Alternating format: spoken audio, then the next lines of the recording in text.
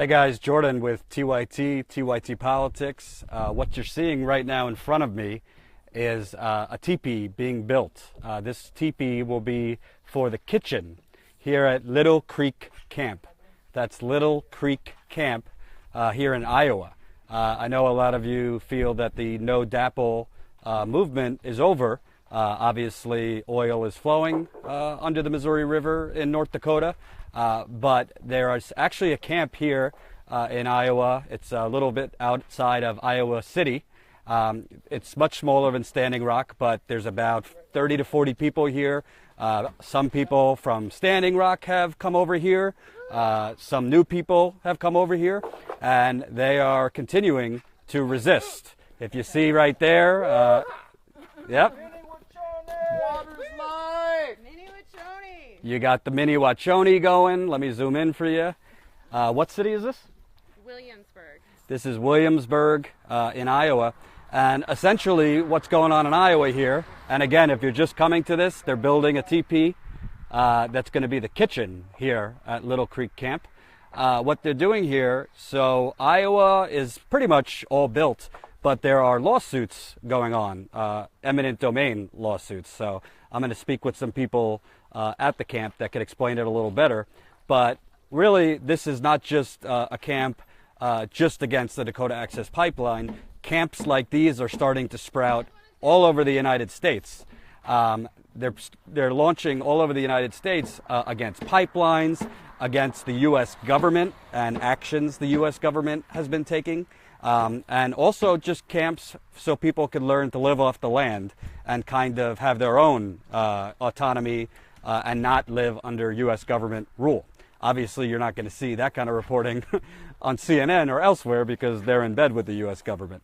So I'm going to flip it around here. Again, here's the teepee.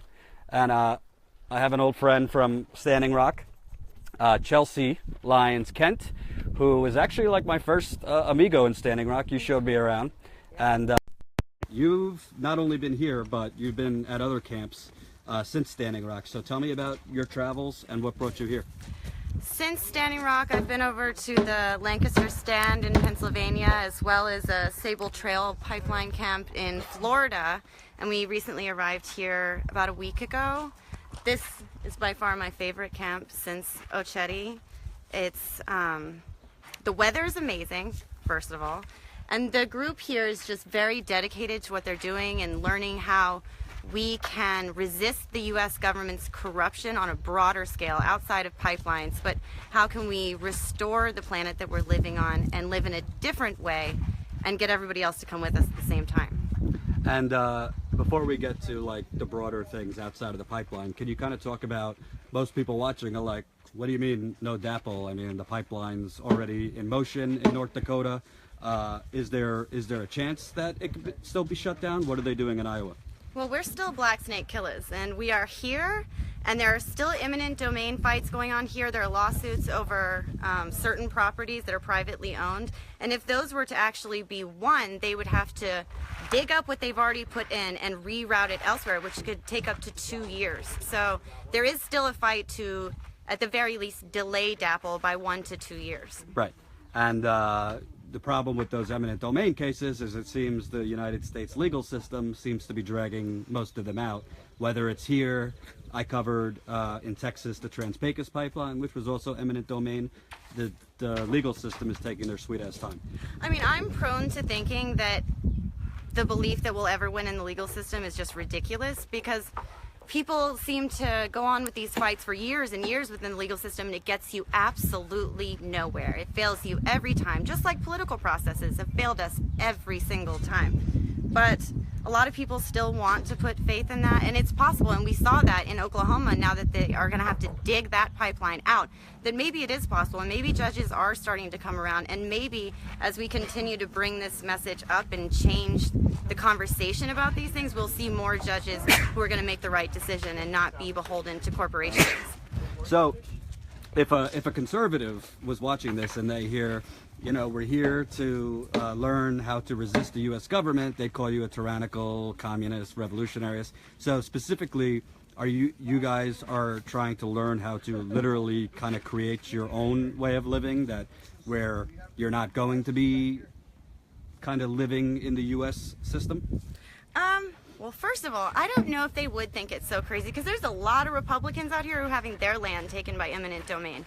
So I've talked to several, especially in the Pennsylvania camp, was mostly, very conservative, middle-class people, and they're having their land taken too, and they're having their constitutional rights totally obliterated just as much as everybody else. So I don't know if they wouldn't agree. That's happening in Pennsylvania. That's happening in Texas. It's happening everywhere. Eminent domain is being used for corporate profit everywhere, and that is not what eminent domain is. Eminent domain is supposed to be used for public good. Like if you have to put a road through or a waterway, that's eminent domain being used properly.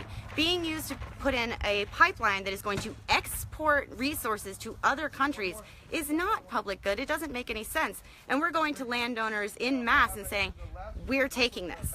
It's not yours anymore. We know you paid for it. We know you paid for it for 30 years on your mortgage, but it's not actually yours, and we can take it anytime that we want. That's what's happening now. So there's approximately like between 30 and 40 people here? Yes. And there's a lot more on weekends, but this camp just opened about 2 or 3 weeks ago. And there's these camps that are everywhere. And when they shut down Standing Rock, there was thousands of people there who are now just scattered in the wind across the country, at camps all over the country. We have more landowners offering land than we have people. This is only going to continue to grow. And that's actually something important because, at Standing Rock, it was all this bullshit about, oh, you're on private land, this and that, even though it's treaty land. But here, like, the actual landowner has given you permission to be here.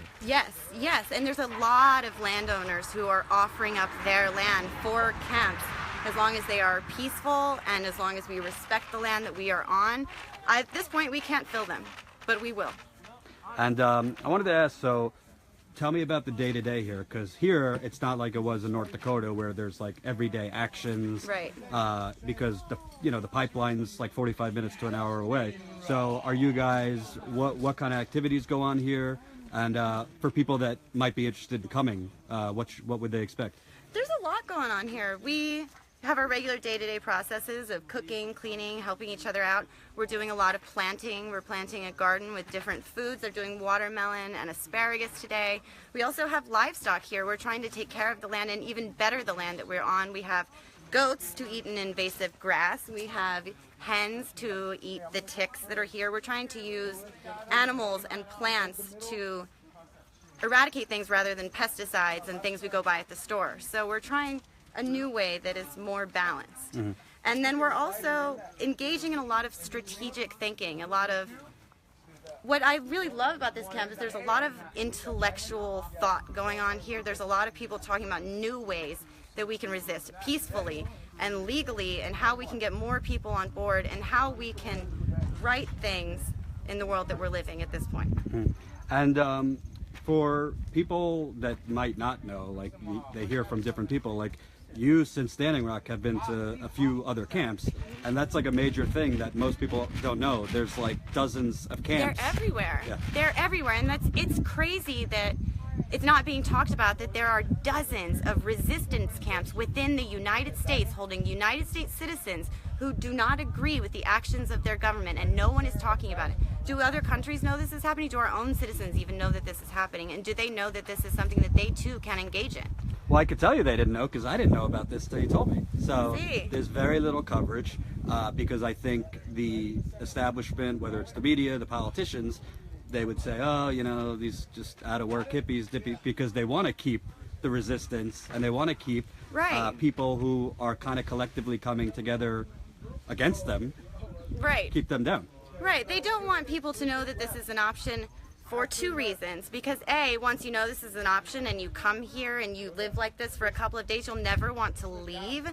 I've never felt better than I have in being in these communities and these situations. And also, they don't want us to do this because they know there's a hell of a lot more of us than them. And if we were to actually awaken and realize that we can live on our own and we don't need the things, the scraps that they are throwing us, that they wouldn't be able to maintain their power. And guys, share this video, get it out. Obviously, there's a gigantic community on the internet that was behind, against the Dakota Access Pipeline and others. So get the word out that this even exists. It's Little Creek Camp in Williamsburg, Iowa. And also, what I find interesting here, like Standing Rock was so mission driven. Yes. You know what I mean? So Yes. like everybody was there for a reason, and there was just like action after action after action that for me in particular, like I didn't have any time to really like sit down in community meetings and like Yeah. get to know people or whatever, because it was just like, all right, be at the bridge in 15 minutes, something is going on. So I feel like a lot of these camps, although they're a big reason they exist is against pipelines, people are kind of exchanging ideas, experiences, horror stories with their local politicians, with the government. So it's almost like it's a little bit like creating your own little United States of America, but in different areas. Well, what happened at Standing Rock is we came out for a pipeline, but what happened was everyone who came out there was there for the cause, and none of them wanted to stop at just one pipeline. Nobody wants to stop at just this one pipeline. It's bigger than that. We have to stop the way that we're living, because we can't continue to just burn carbon like crazy. It doesn't even make sense. And it's our politicians and our fake media that is keeping us in this situation. But when you put us in that think tank all together, we could never go back to the way that it was before. Right. And for those of you that watching that don't know, because obviously the coverage was correctly, well, not from the corporate media, but was on North Dakota, Iowa has had a very, very strong resistance to the Dakota Access Pipeline for years. I mean, there's been people literally who like climbed in the pipeline and basically semi-chained themselves inside the pipeline. There's been mass arrests. There's been demonstration after demonstration. People have not only put their bodies on the line, but have literally, just like in North Dakota, quit their jobs to keep this out of Iowa. There's a lot of water sources that the pipeline goes through in Iowa, in addition to North Dakota. This pipeline obviously is also going through South Dakota. The last stop, well, not the last stop, but it's going to a hub in Illinois, and then it's going to be spun off to the Gulf and then sold to Donald Trump's friends in China and Asia, or Europe, probably a mix of all that. But what I think is really interesting is, people were asking, like, how do you sign up? I don't think you need to sign up. I think you just show up, because it's I'm already getting the vibe. I've only been here like an hour, but all you got to do is come down. If you're a nice person, you want to play your part and help out with cooking and cleaning, and there's a place for you here. And it's very deep. I mean, how many acres are here? 14. Yeah, there's 14 acres here. So yeah, and as you see, there's activity happening. They're building tents. Let me walk you around a little bit. So there's children here, about 10 children. This is the current kitchen area, but they're building a teepee over there. There's teepees over there, and obviously some mobile homes for people to live in. And if you just look right across the street, you got your Iowa farms and cars driving by. But let me tell you, it's very peaceful, and it's kind of interesting.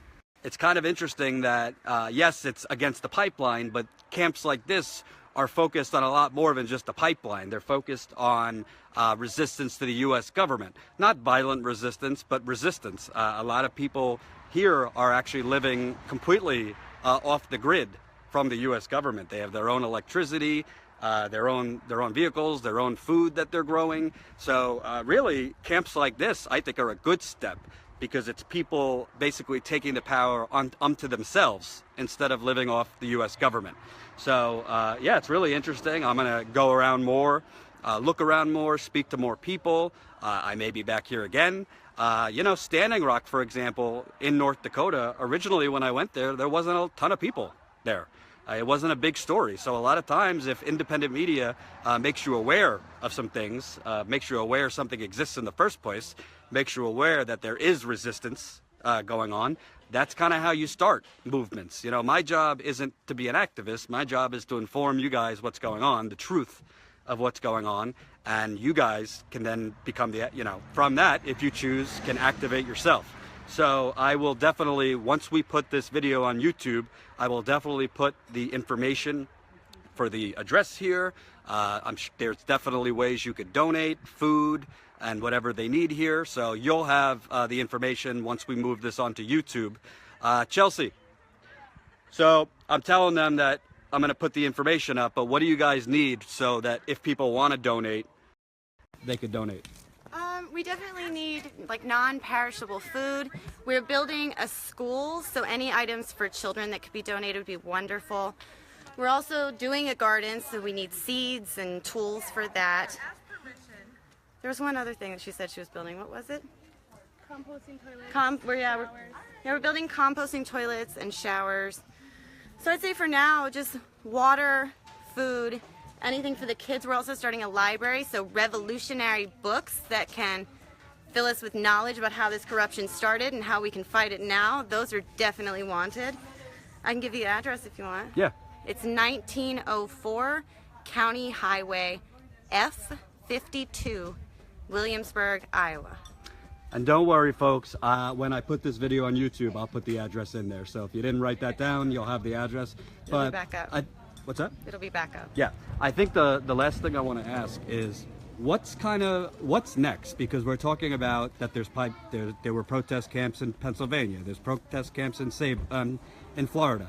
There's one here. I know that there's some starting in Michigan. Mm-hmm. There might be one in Oregon. Is it kind of like this collective, like separate but together protest camps? There's a lot of communication, and most of us know each other because most of us were all at Standing Rock. So there's a little bit of us in each little spot. So there's a lot of communication, and we are looking for more people to come and join the conversation and bring new ideas and new intelligence and be part of the community. Come plant some seeds, come bring your kids down. It's a wonderful place to be.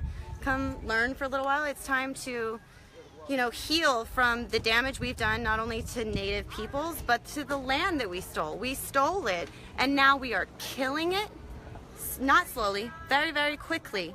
And it is time to turn around and do something different. Say the address one more time, slowly. 1904 County Highway F52, Williamsburg, Iowa. Gracias. And real quick, as I always tell you, do not feed the trolls. But there's one troll in here I want to address. I think his name's Jerry. Jerry, keep it coming. I invite your love. I invite your spirit. And I love it when you're here. I cannot wait to speak with you more. Yeah, I don't have a journalism degree, and I'm proud of that. So thank you, Jerry, for your support and your continued watching of my videos. Guys, I'm going to go around a little more. I'm going to see what's going on here.